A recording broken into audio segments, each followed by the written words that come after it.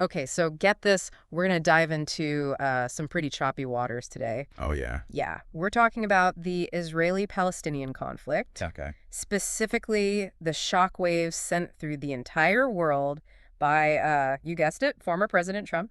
Makes sense. Always good for a headline, that guy. No kidding, right. Yeah. So he's trying to reshape one of the most complex and long-standing conflicts in modern history at a time when we've got a fragile ceasefire between Israel and Hamas. Hmm. Interesting timing for sure. Right. And just as hostages are being exchanged for prisoners, Oh. and there is like this little glimmer of hope for some kind of peace, Yeah. Trump throws in this major curveball. Okay, what did he do? He announces the U.S. wants to basically like take over Gaza. What? Yeah, redevelop it and make it, wait for it, Okay. the Riviera of the Middle East. Wow, so that's definitely gotten some attention. It's got a lot of attention. Yeah. And it's particularly interesting considering how the Palestinians living in Gaza are reacting. Right. Makes sense. Right, because they're the ones who are directly affected by all this. Of course. So we've got these firsthand accounts from people like Moin Mohsen. Okay. He's a Gaza resident who actually survived the war. Wow. He spoke to CBS News and said, we came really close to dying, but we survived by the grace of God. Unfortunately, there came a decision to displace us. We reject it in its entirety. We are still holding on to our right to live.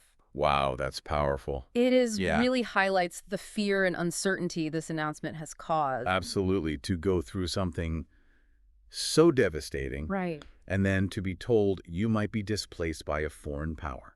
Exactly. I mean, that raises a lot of questions about autonomy and self-determination. Huge questions. Yeah, And it's not just him. Other residents are speaking out too. of course. But it's not just residents. Palestinian Authority President Mahmoud Abbas, he also condemned Trump's plan. What did he say? He called it a serious violation of international law. And he stressed the importance of establishing a Palestinian state with Jerusalem as its capital. Right, that's a really crucial point, Jerusalem. Yeah, Because it's one of the most contentious issues in this whole conflict. absolutely. Israelis and Palestinians both claim Jerusalem as their capital. Right. And it's been a major sticking point in peace negotiations for decades. Yeah. So Trump wading into this with a proposal like this is likely to make things even more tense. Like adding fuel to a fire. Exactly. Yeah. And speaking of volatile players, let's talk about Hamas. Okay. They control Gaza, Right? and they're designated as a terrorist group by both the U.S. and Israel. Right. So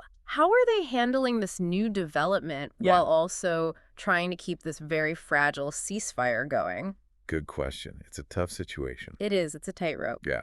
So on one hand, they've condemned Trump's plan, Okay. and they're using strong language like crime against humanity and law of the jungle. Yeah, those are really strong statements. They are. It reveals a lot of anger. Yeah, and the potential for things to escalate. Absolutely. Yeah. So it seems like they're using this as a platform Okay. to rally support and project a sense of strength. Right. But at the same time, Yeah. they are trying to uphold the ceasefire. That's interesting. You think there's a strategy there? It's possible that they're using this as leverage. Okay, I see. So by denouncing the plan Yeah. and saying it's going to destabilize the region, Right. they could be trying to get some concessions in the negotiations. Okay. Or maybe gain some sympathy from the international community. So they're playing a delicate game. It is a delicate balancing act. For sure. One Hamas official, Bassem Naim, Okay. he even warned that if they try to implement Trump's plan, Yeah. it could cause the ceasefire agreement to collapse. So they're talking tough, but they know things are really fragile. Exactly. Yeah. So while they're using this strong rhetoric, Right. they're definitely aware that things could easily spiral out of control.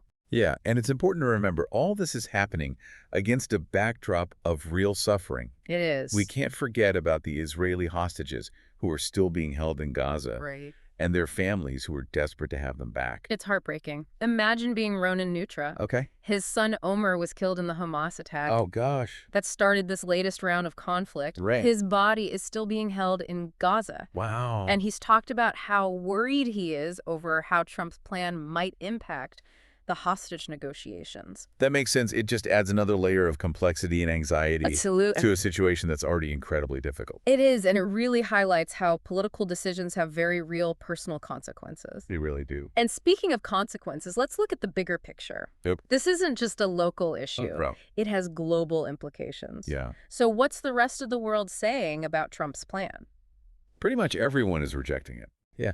And what's interesting is it's not just the U.S.'s adversaries who are pushing back. Interesting. It's their allies, too. Oh, wow. Can you give some examples? Like Egypt.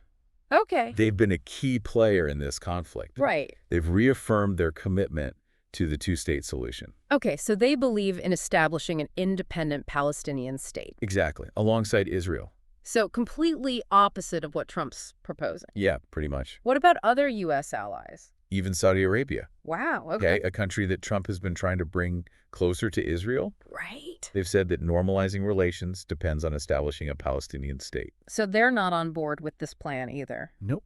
Interesting. So despite Trump's efforts to build closer ties between Israel and some Arab states, Yeah, this plan seems to be creating a divide instead. seems like it. What about countries outside of the Middle East? Same story. Widespread condemnation. Wow, okay. Like France has said that forced displacement is a violation of international law. The UK has said that Palestinians have a right to return and rebuild. Okay. Even Russia and China are both supporting a two-state solution. So Trump's facing a lot of opposition on this. He is. It's pretty rare to see such a unified response from such a diverse group of countries. Yeah, it really says a lot about how the world views this plan. It does. Many see it as unrealistic, Okay. potentially destabilizing, Yeah. and a departure from international norms and legal frameworks. So we've got a former U.S. president proposing a really radical plan Yeah. that the world is basically condemning. Pretty much. Makes you wonder, why would he do this? Right. Is he trying to shake things up? Yeah. Or is there something more strategic going on? That's where it gets really interesting. Definitely. To really understand what Trump's doing, Yeah, we need to understand why he's doing it. I agree.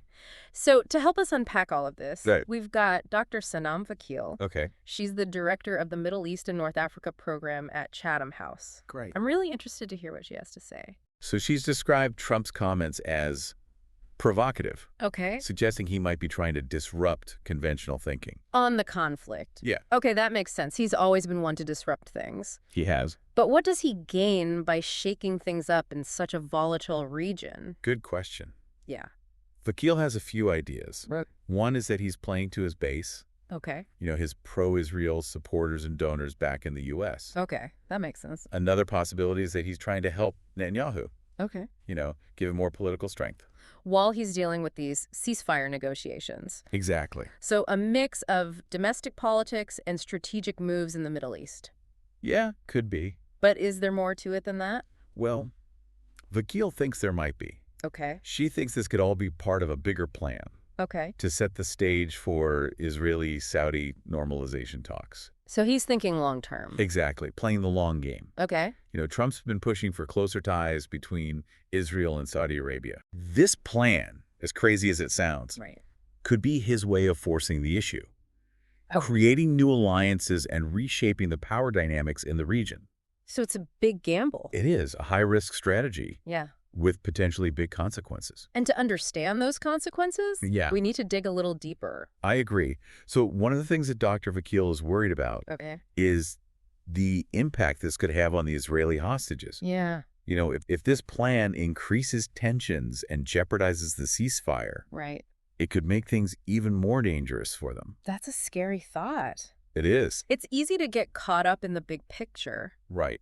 but there are actual lives at stake here. Absolutely. And beyond the hostages, Yeah. there's the bigger issue of what this could do to the whole region. Okay. Increased tensions, setbacks in the peace process, even more violence. Right. All of those things are possible. It sounds like a really bad situation all around. It A does. plan that almost everyone hates.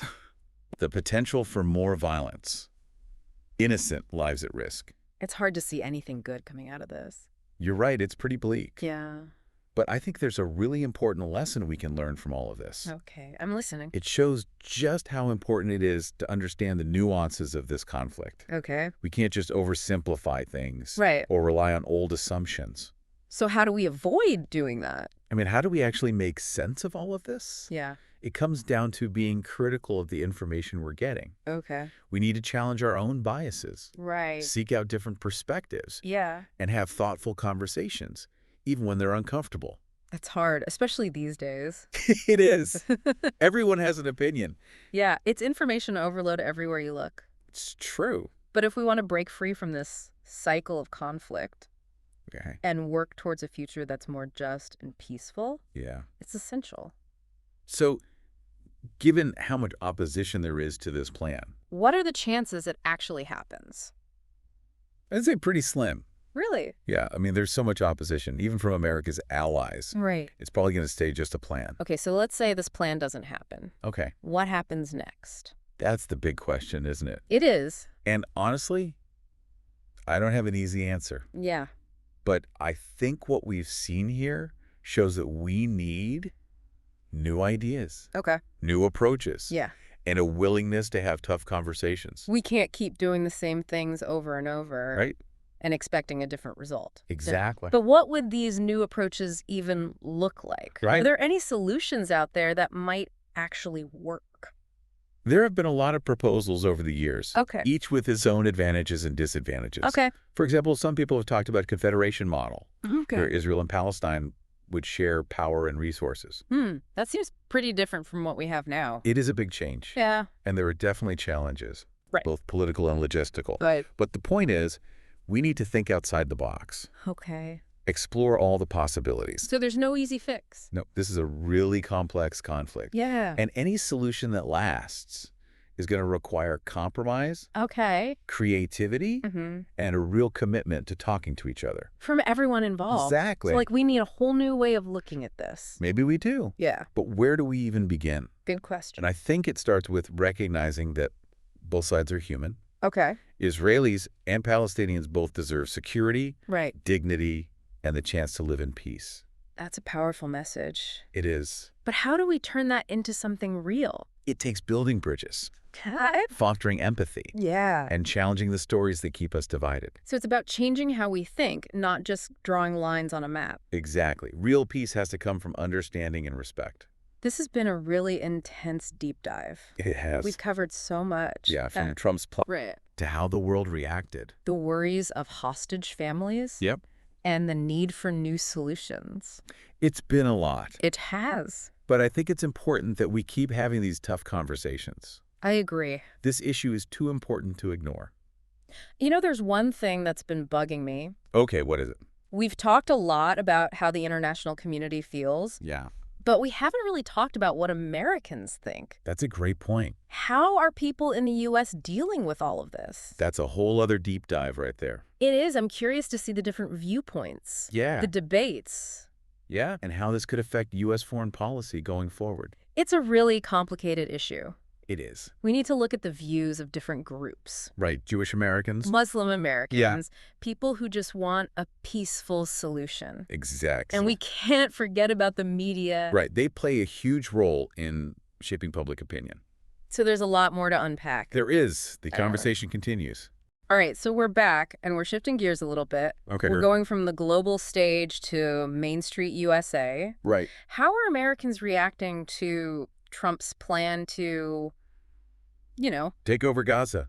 yeah, It's important to look at that. it is. I mean, the U.S. has been involved in this conflict for so long. Right, it's not just some foreign policy thing happening somewhere else. No, It really hits home for a lot of Americans. absolutely. And the reactions have been so varied. They have. You've got some pro-Israel groups who actually like Trump's plan. Okay. They see it as a way to protect Israel. Okay. But I'm guessing not everyone in that community agrees. Oh, absolutely not. Okay. There are a lot of Jewish American organizations that are really against it. Oh, I right. think it's going to hurt the peace process. Interesting. They say it makes a two-state solution less likely Okay. and just makes the conflict worse. It's amazing how you can have so many different opinions within one community. It is. You see that a lot with complex issues. Right. What about Muslim Americans? Yeah. What's their take? A lot of them are worried. They see this plan as another example of policies that have hurt Palestinians. Yeah. Yeah. Policies that have taken away their land and marginalized them. Right. And they're concerned it's going to lead to more instability and suffering. And we have to remember this isn't happening in isolation. No, not at all. There's been a rise in Islamophobia Yeah. and anti-Palestinian sentiment. Yeah, that definitely adds another layer to this whole thing. It does. It makes people more anxious about what could happen. Absolutely. It colors how they see the plan. So we've got these really strong reactions from different communities. Yeah. But what about everyone else? The average American? Yeah, what do they think? Most Americans seem to be skeptical. Of the plan. Yeah, they don't think it's practical or realistic. Oh, okay. And they think it could actually hurt U.S. interests in the region. So I guess the whole Riviera thing didn't really land? Not really. It comes across as kind of simplistic. Yeah. Little touch. Like they don't get the real situation. Exactly. Almost like there's a disconnect between what politicians are saying and what's actually going on. You see that a lot with these kinds of issues. You do. And that's where the media comes in. Right. How are they covering all of this? Well, you know how it is these days. Yeah. Everyone's got their own angle. So some are saying Trump's a genius. Right. And others are saying this is a disaster. Yeah, pretty much. So depending on what you read or watch, Right. you could end up with a completely different understanding of what's happening. It's true. Which makes it really hard to know what to believe. It does. So what can people do? Be critical. Check your sources. Okay. Look for different perspectives. Don't fall for the hype or the spin. So it goes back to what we were saying before It does. about thinking critically and having real conversations. Exactly. Because this isn't just about news stories. It's about people's lives Yeah. and the future of a region that's been struggling for decades. Right. Speaking of the future, what about U.S. foreign policy? Okay. Will this whole Gaza thing have long-term effects? It might. I mean, it's already strained relationships with some key allies. Right. And made America look less credible as a mediator. So the damage is already done. It's hard to say for sure, Yeah. but there's definitely potential for lasting consequences. And that's something the next president will have to deal with. Definitely. They'll have a lot of work to do. So this whole situation is a mess. Yeah, it is. Americans are divided, alliances are strained, and peace seems further away than ever. It's a tough spot. Is there any hope for a solution? I think there is, Okay. but we have to change our thinking. Okay. We have to see each other as human beings, Right. understand where both sides are coming from, Yeah. and be willing to have those tough conversations. With empathy and understanding? Exactly. Okay, so let's wrap things up.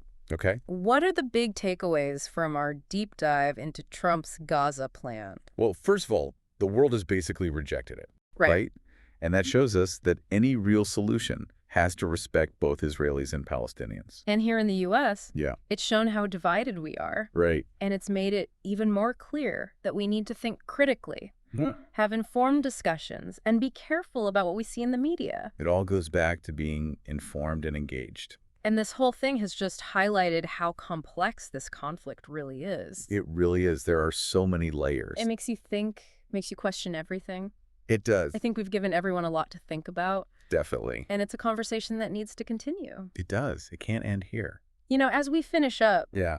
there's one question I want to leave everyone with. Okay. Given everything we've talked about, Yeah. what can each of us do to promote peace and understanding in this conflict? That's the challenge, isn't it? It is. It's about being informed, Okay. engaged, and compassionate, Okay. listening to different perspectives, Yeah. challenging our own biases, Right. and working towards a future where everyone can live in safety and dignity. It's a tall order, but I think it's worth striving for. It is. It definitely is. Thank you for joining us on this deep dive. My pleasure. Until next time, keep learning, Yeah. keep questioning. And keep those conversations going. Absolutely.